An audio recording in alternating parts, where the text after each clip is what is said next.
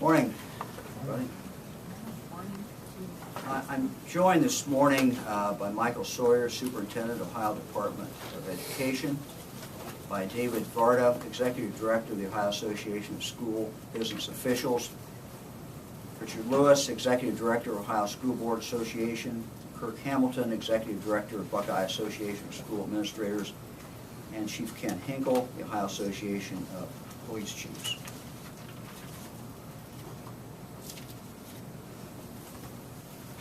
As we as a country continue to mourn the children and teachers who died last week,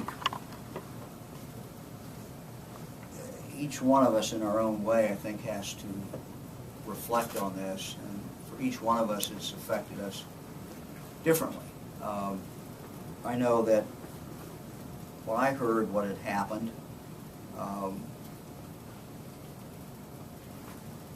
you think about your own kids, you think about your own grandchildren.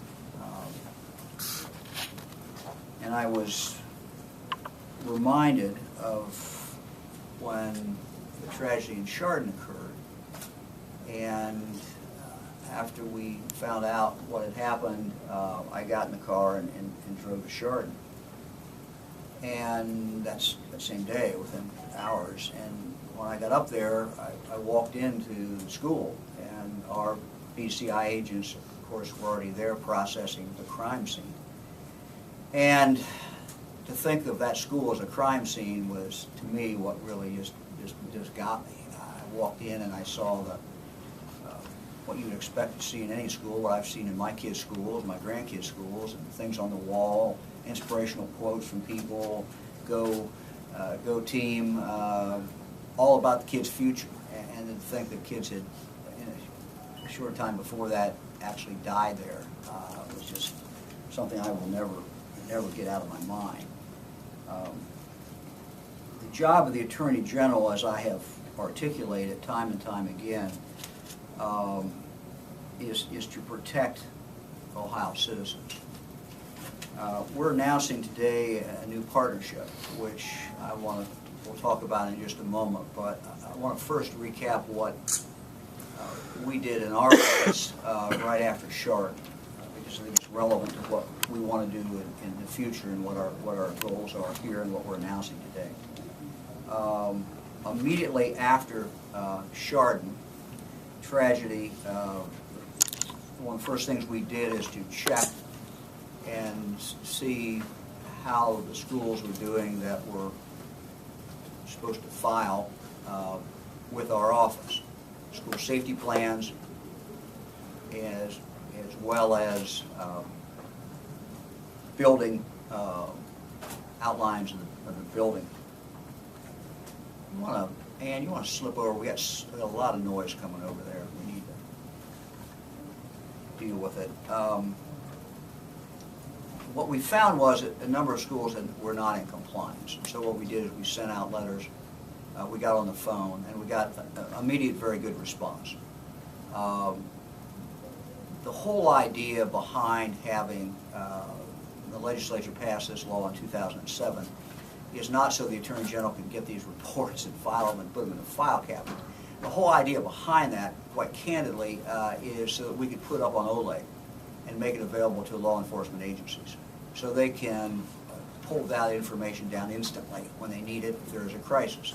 It might be particularly relevant to a adjoining jurisdiction that might not be familiar with the layout of the school, but is called in as a responder. They can look at that, see a safety plan if they want to. They can also look at the school floor plan and find out where the library is, or where room 202 is, or whatever. And we think it's just valuable information. So we continue to work with the local schools. Many of these are charter schools, many of these are private schools, as well as public schools, to make sure that they have filed these plans. And as of today, we're getting the number down, and I would hope within a week to have it down to virtually zero. Again, that's voluntary compliance with them, but we're working with them. The second thing we did is, through OPATA, the Ohio Police Officers Training, which is under the Attorney General's office, We initiated training for police and sheriff's deputies that were specifically focused on schools.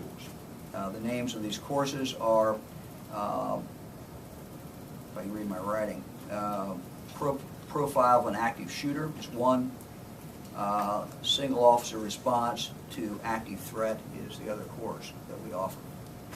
In addition to that, just this week, we have rolled out a new aid to police officers, and that is the mobile units that we are taking around the state.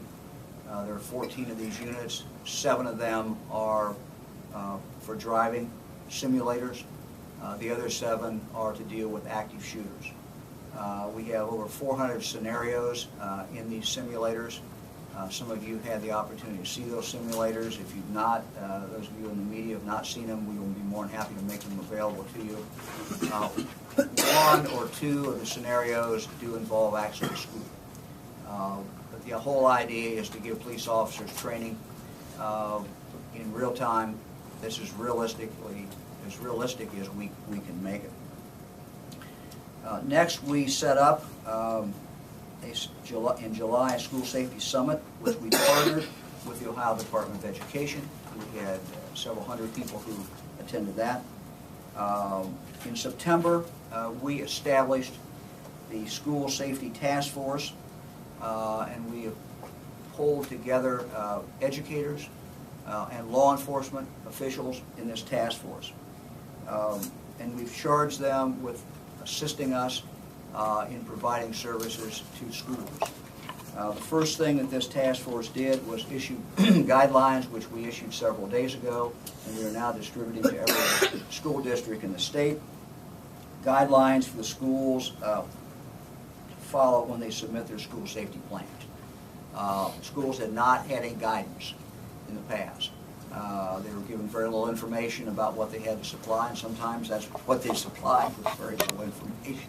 So we came up with the best practices. This working group came up with the best practices made up of educators and law enforcement.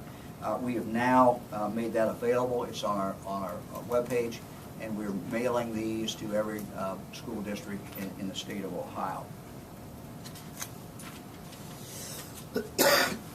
I want to talk now about the new partnership and cooperative effort that we are announcing.